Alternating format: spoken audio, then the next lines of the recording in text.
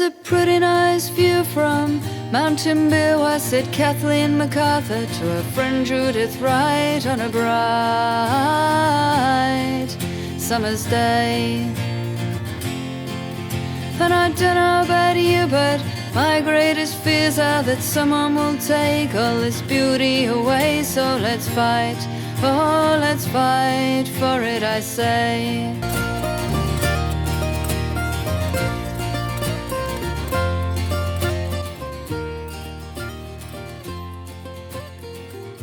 Bread and Dripping Days, Part 1.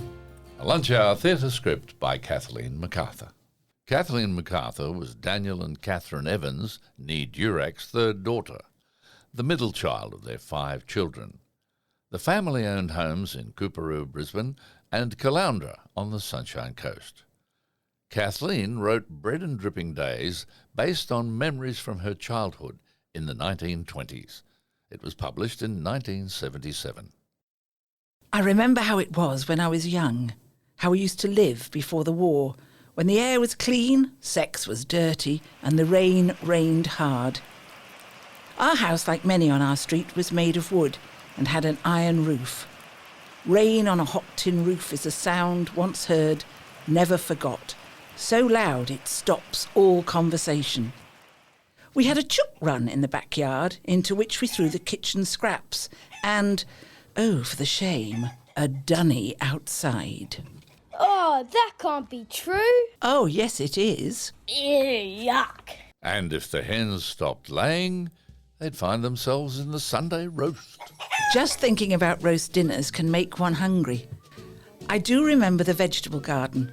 One remembers always being sent to get a few sprigs of marjoram for seasoning the stuffing.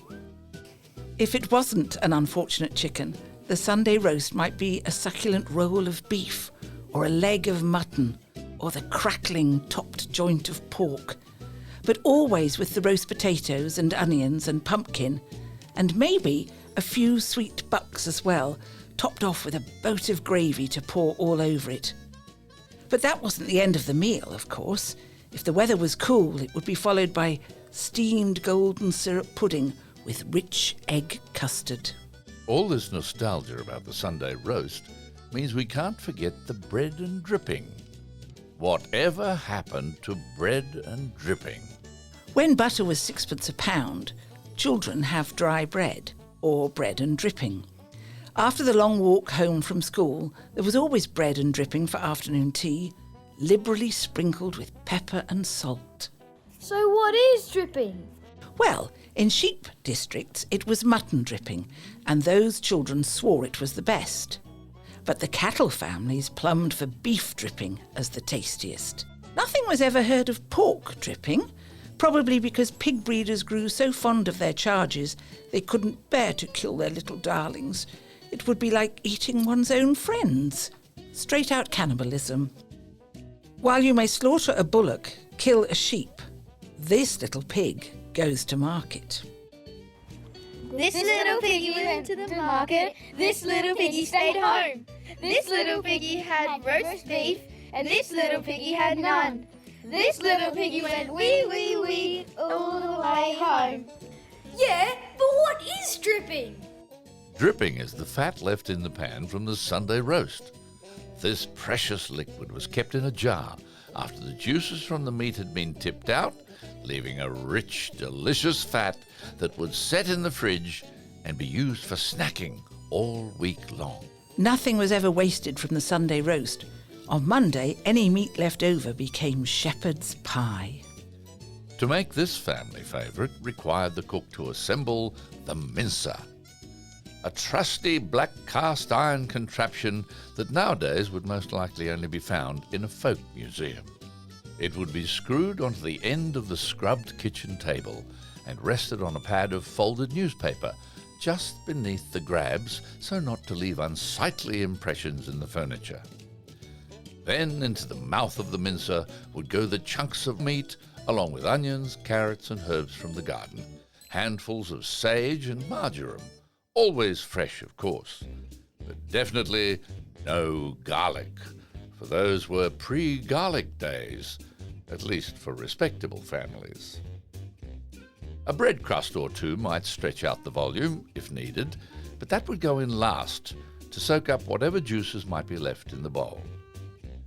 A dash of Worcestershire sauce and a glug of tomato sauce was mixed in as well. And of course, if any gravy left over from yesterday's dinner, it was thrown in on top. Finally, the entire meaty mix was placed in an enamel baking dish, topped off with a thick crust of mashed potato, which was decoratively patterned by the cook using a fork. And an hour or so later, the most remarkable pie would be retrieved from the oven as a beautifully tinted gold and brown masterpiece. It was an absolute work of art, real folk art. Mother would often say, "Shepherd's pie for dinner? Captain Johnson must be in port."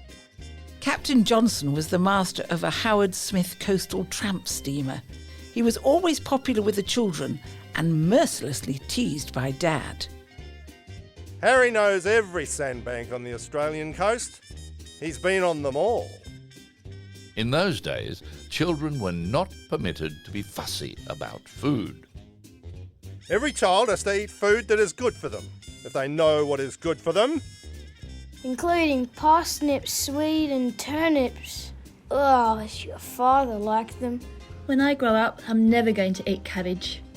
I said the very same thing when I was your age. And it is a funny thing, when I grew up, I found I did like cabbage.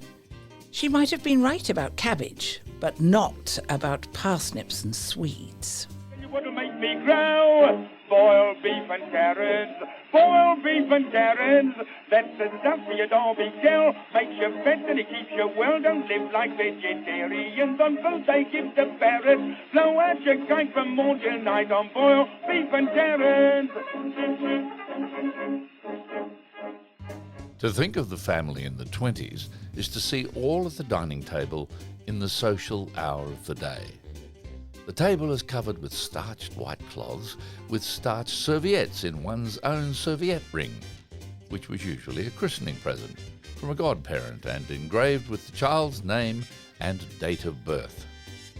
Father sits at the head in a stately chair with the armrests, mother to his right, and the eldest on his left.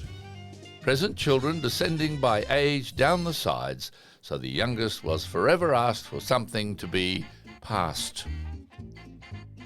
Dad did the carving, first having sharpened the knife with the steel,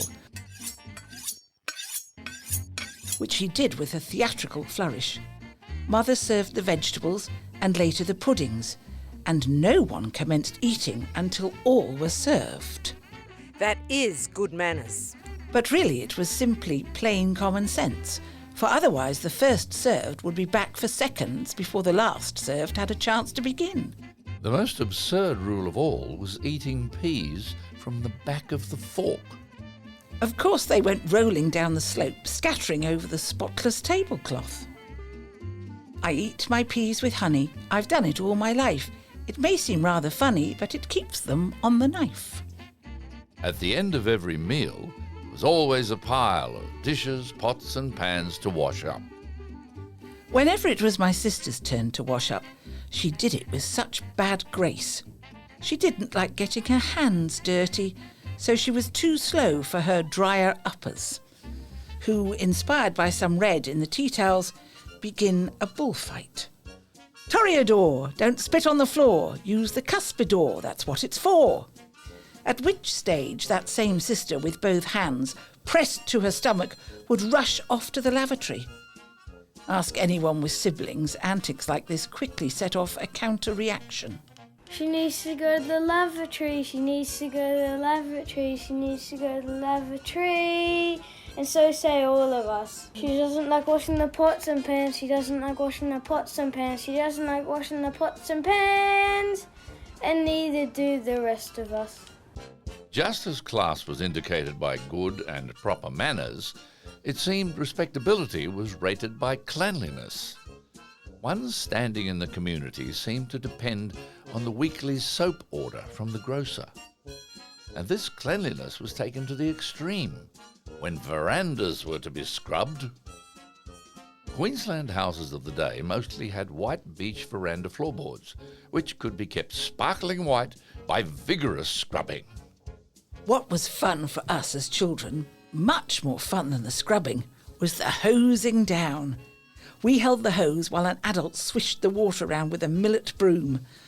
Boys were excluded from this task because it had been proven on countless occasions that they simply could not be trusted to do so without hosing everyone along with the floorboards.